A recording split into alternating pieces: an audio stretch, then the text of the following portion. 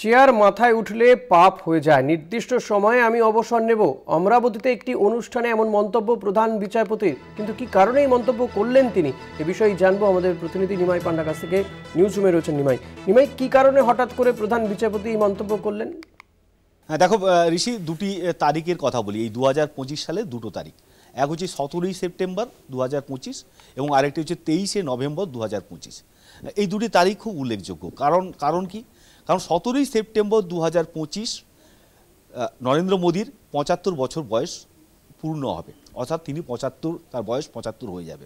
আর 23শে November 2025 B.R.. Gavai, দেশের প্রধান বিচারপতি, তার অবসরের দিন।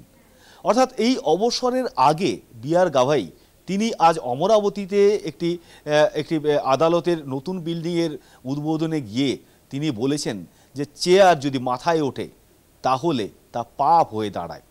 চেয়ার পাওয়া যায় কল্যাণ করার জন্য, মানুষের ভালো কাজ করার জন্য চেয়ার পাওয়া যায়, কিন্তু সেই চেয়ার যদি ধরে রাখে কেউ, ধরে রাখার চেষ্টা করে, শুধু জনকল্যাণের কথা না ভেবে চেয়ারটাকে আঁকড়ে ধরে কেউ, তাহলে চেয়ার মাথায় ওঠে, আর চেয়ার মাথায় উঠলে তা পাপ হয়ে দাঁড়ায়।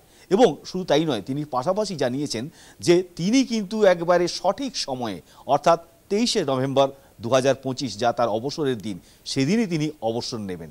এই বক্তব্য খুব ইঙ্গিতবহ বলে মনে করছেন বিশেষজ্ঞ মহল। তার কারণ যে অবসরের বয়স, অবসরের সময় যা রয়েছে তা অতিক্রম করে অতিরিক্ত দিন কাটানোর, অতিরিক্ত দিন চেয়ার আঁকড়ে থাকার কোনো মানে হয় না, তা পাপ হয়ে দাঁড়ায়। এই বিশেষ মানে দার্শনিক একটা কথা, যে কথা সারা দেশে রীতিমতো কৌতূহল বাড়িয়ে দিচ্ছে যে বি.আর. গাভাই কি কারো উদ্দেশ্য করে বললেন।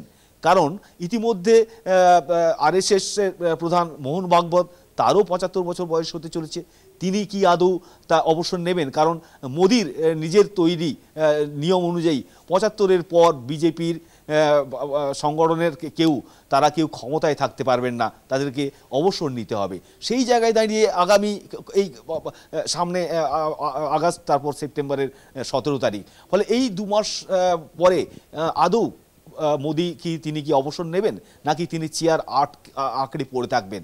এবং তার পাশাপাশি আরএসএস প্রধান মোহন ভাগবত, তিনি আদৌ অবসর নেবেন কিনা? ফলে সারা দেশে এই প্রশ্নটা যখন একবারে তুঙ্গে, সারা দেশের যখন কৌতূহল যে এই এদের অবসরের দিন নিয়ে, তখন হঠাৎ করে বিচারপতি বি.আর. গাভাই তিনি ইঙ্গিতপূর্ণভাবে যেভাবে বলেছেন যে চেয়ার মাথায় উঠলে পাপ হয় এবং চেয়ার পাওয়া যায় মানুষের ভালো করার জন্য, মানুষের কল্যাণ কাজ করার জন্য।